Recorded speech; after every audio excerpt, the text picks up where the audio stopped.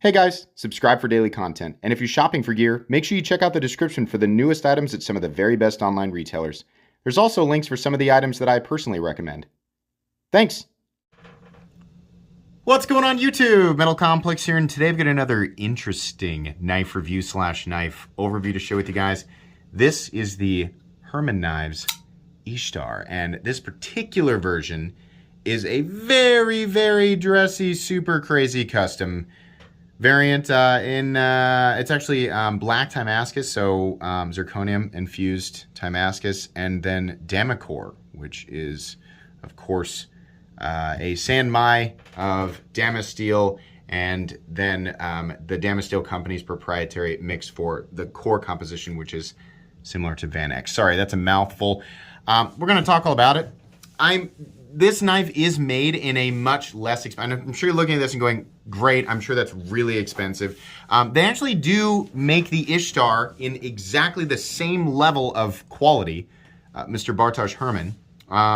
Same level of quality, just with materials that are not quite so expensive, so more like a titanium and M390 combination for around the $600 to $700 mark periodically. So while that is still very expensive, that puts it into the realm of, a knife that I can actually review on this channel. So I'm going to do that. Just know there is a massive range. These knives are in high demand. It's not nearly as easy now to pick them up as it was a while ago. Yeah, I'm still going to give this my thoughts here. Very cool. I'll link Polish Custom Knives and Herman Knives right down below so you guys can check these out. Please make sure to follow Sierra_bound on Instagram, because he's the gentleman who loaned this knife to me for review. It will, of course, go back to him when I'm done. Please make sure to follow me on Instagram at metal_complex. And thanks to my generous patrons who are supporting me right now. Let's do a measurement of the Ishtar. We've reviewed quite a few different Herman models now. Overall length of the Ishtar coming in at 8.5 inches. It honestly feels like a 9-inch knife, and I'll tell you why. It's because the blade is almost 4 inches. In some areas, if you were to measure it down here, it is. Up here, we're going to call that about 3.85 inches. So the ratios on this thing are insane. Cutting edge is coming in at about 3.8. It's a hair over 3. It's a hair over 3.75. Let's do some size comparisons. First off, against some other Herman models, for those of you who are watching this because you're interested in Herman knives. Up against the Herman Ovium up top, another large folder from Herman. And then my own personal Herman Dragonfly, which is also Damacor and white Timascus, or regular Timascus. So there you go. Let's go ahead and put it up against some more common folders like the Ontario Rat Model 1 and the Ontario Rat Model 2. So you can see here, slender profile, but definitely a large knife.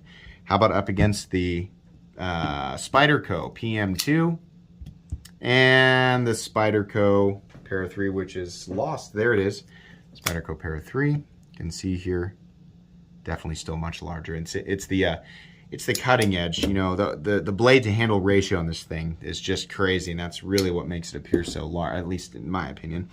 And then finally up against the Benchmade Griptilian, or in this case the Ritter Hogue, and the Benchmade Bug Out. And there you go. Okay, let's go ahead and measure thickness up against the first. I'll give you an example of the action. It's very smooth. This one very new and still breaking in, but we still sing. All Herman knives sing just a little bit. They all have just a little bit different. You could almost get a bunch of them and lay them out and perform a song, because they all, I imagine each tone is slightly different because of the frame and the blade, right, and the travel path for the detent ball, etc. Anyways, what am I reviewing here? Let's go ahead and put this knife up against the Spyderco Para 3. Sorry, I bumped the camera there. Didn't mean to do that. Herman knives are contoured, and they're also generally not all that thick. The Dragonfly is, the one that I have is one of their thickest, if not their thickest models, their thickest model.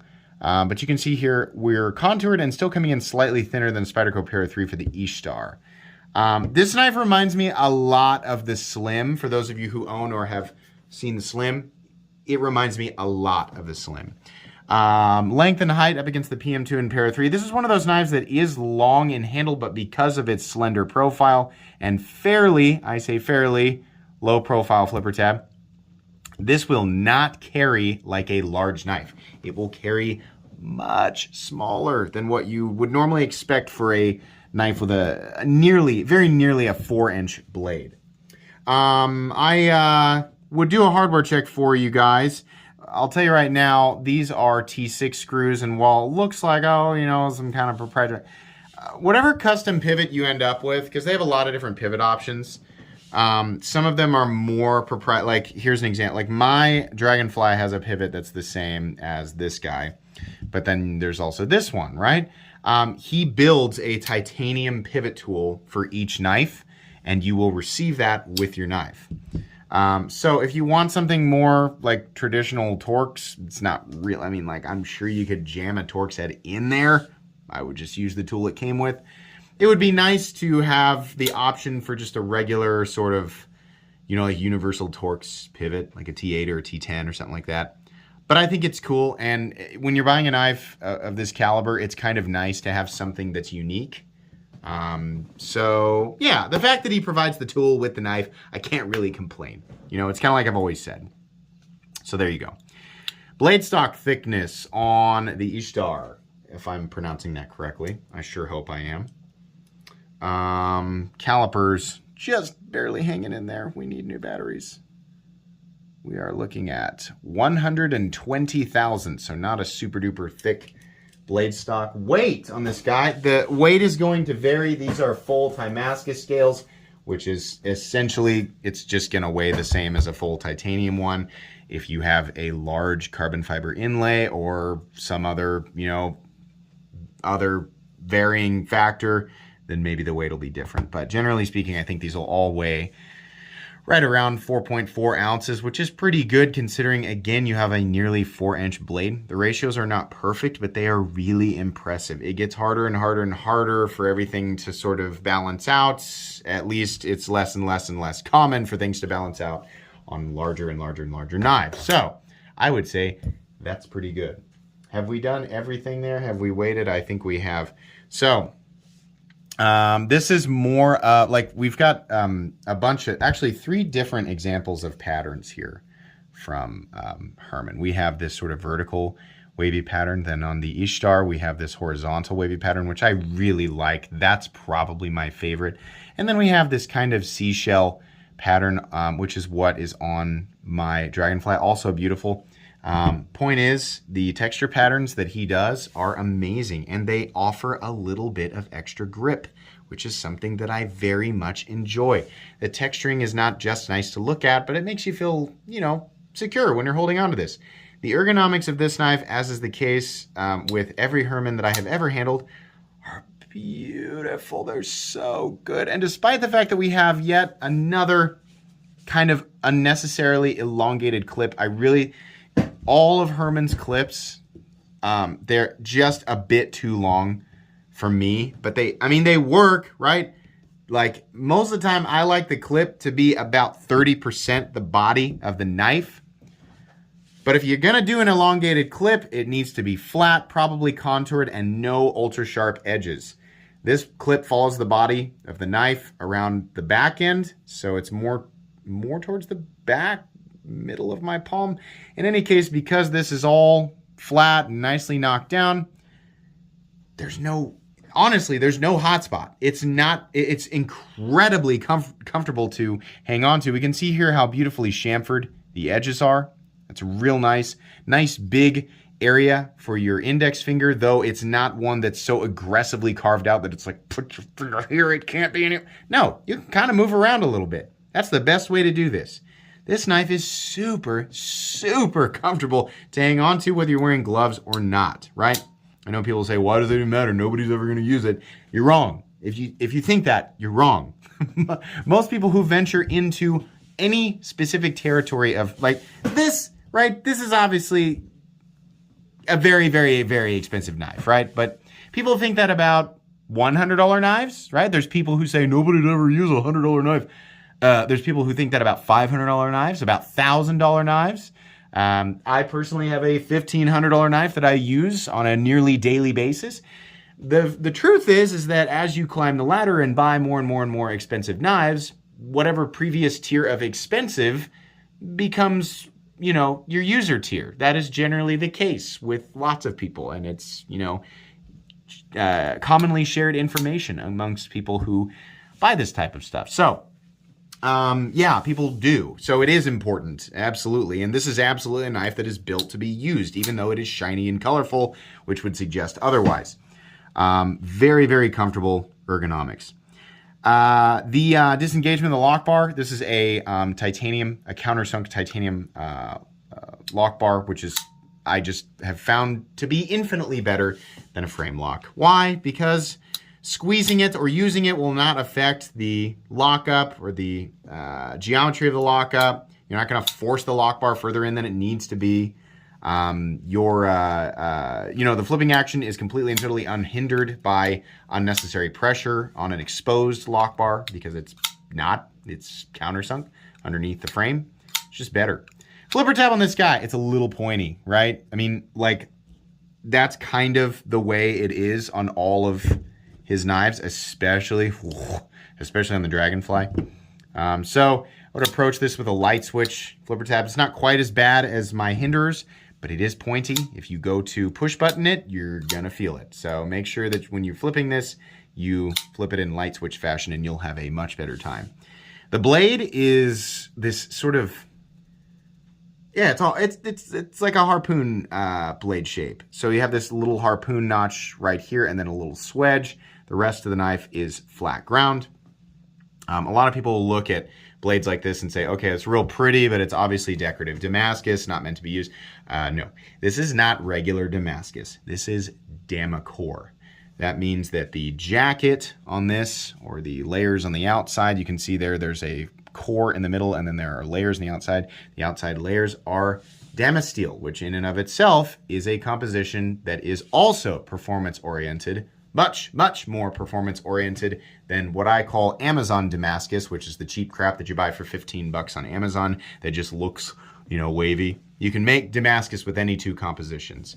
Damasteel is RWL34, which in and of itself is a quality composition, and then it's layered with PMC27 exclusively by the Damasteel company to create Damasteel. In this case, that is the jacket, the Sanmai jacket of this stuff, and then the core is whatever proprietary blend they're using that is essentially Vanax, which by itself is a super high quality.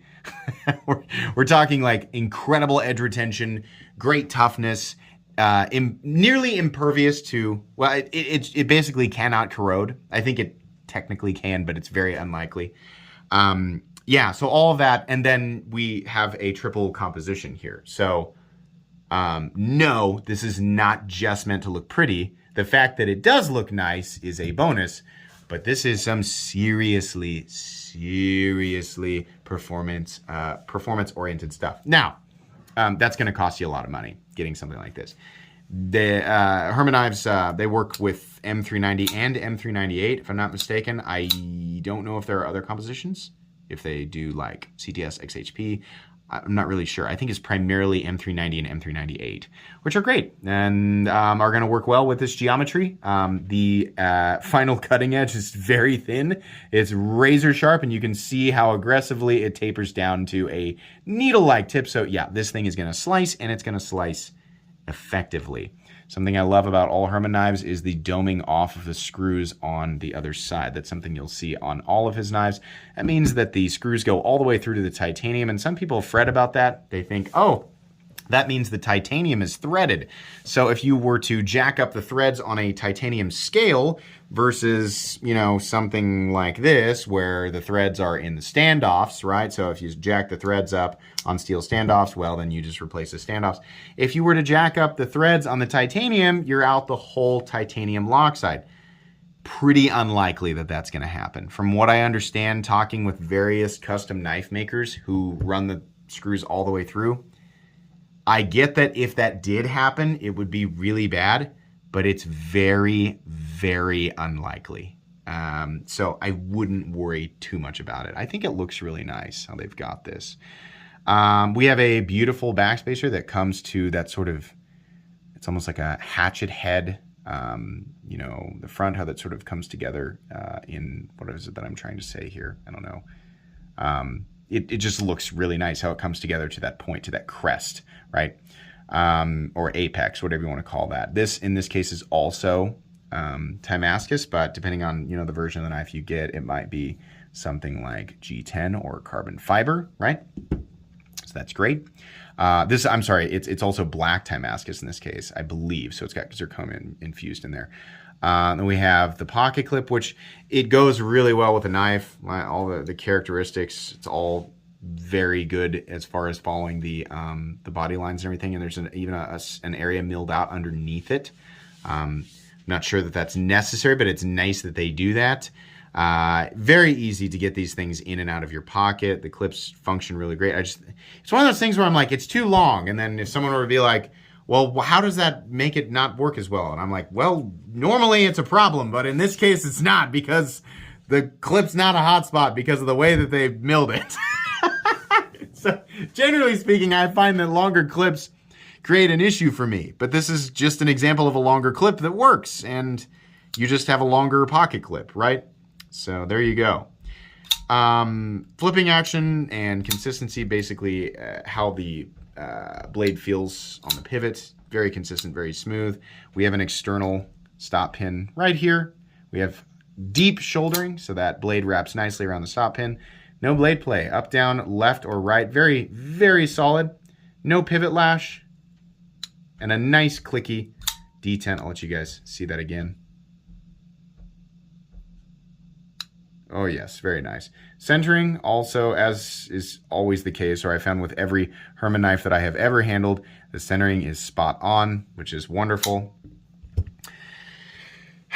This is another really great design. I mean, like you can see here, there's a common theme, right? A lot of people say, well, all Herman knives look the same. There's generally a consistent design language, you know, when it comes to certain makers, right? So this is a design language that you see often in his knives. We see straightforward utilitarian lines, traditional knife lines, and usually some variation of flat ground blade. So we have drop point, harpoon, and Wharncliffe. There's always someone's like, oh, it's actually a sheep's cliff. It's actually a worn sheep's poon. Whatever. Yes, I'm mocking you. If your first instinct was to clarify technically exactly what blade shape that was, I'm laughing at you. Sorry, I don't care. Yeah, it's some variation of that.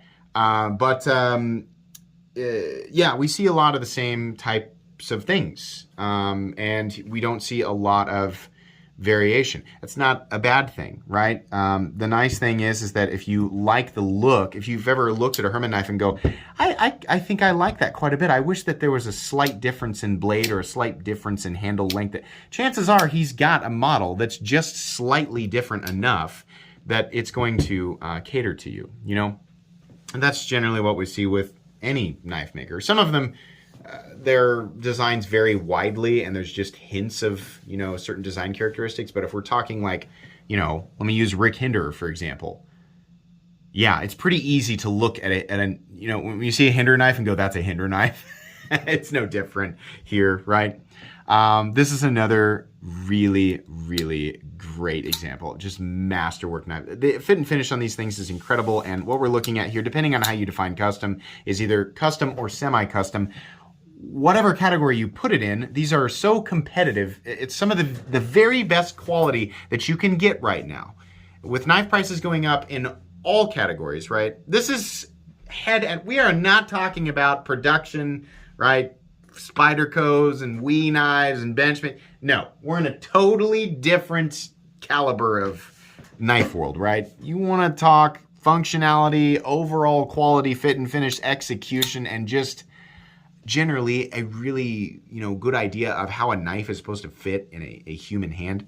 Herman Knives has all of that, and you're going to get it for an unbelievable price versus the competition. I have no affiliate program set up with Polish Custom Knives. I have no way, and I mean this, I have no way to make money off of these, and I do not get paid upfront to review these things. If you've watched any of my reviews, you'll know that no knife is safe from an honest negative review on this channel, even if it was given to me for free. This knife was not. It's not mine. No, I mean that when I say, if you're going to spend, if you're going to go up to their, like where their knives kind of start, like the $600 to $800 territory, if you're going to spend that much on a knife, there's really nothing else out there that is quite as good. You need to go up to the $1,000 territory, up into Shirogorov, Shirogorov has a few knives in the $600 to $800 territory. I'd still rather go with a Herman there. But if we're going to go up to $1,000, it takes well over $1,000 for me to start recommending, even when we're talking about the same materials, before I start recommending or even saying you might consider this or this, right? So Herman knives, still incredible, still amazing. This is one of the most expensive. I'm not too keen on openly recommending really expensive knives. But this is one of the most expensive knives that I openly recommend to people because the designs are so good and the quality is so good. It's one of those things where even somebody who's not super well versed in the more expensive end of the knife world would pick up a Herman knife and go, wow, I get it. I totally get it. It's just one of those things. You pick it up and you're going to recognize that it's just a super high quality knife. Very cool. Hard to get now. But another excellent knife from Herman Knives. So this will go on my most recommended knives playlist, and this particular video is going to go on my custom knives playlist because even truthfully the list is custom and semi-custom, which these fit into anyway, but you can categorize these depending on your own personal definition, which we all have to be okay with, they are both. So you can call it semi-custom or custom, whatever you want to call it. So it'll go in my custom knives playlist as well. Thanks again to Sierra Bound. Whoops, sorry, we're getting stuck on the fake carbon fiber here. Thanks to Sierra Bound.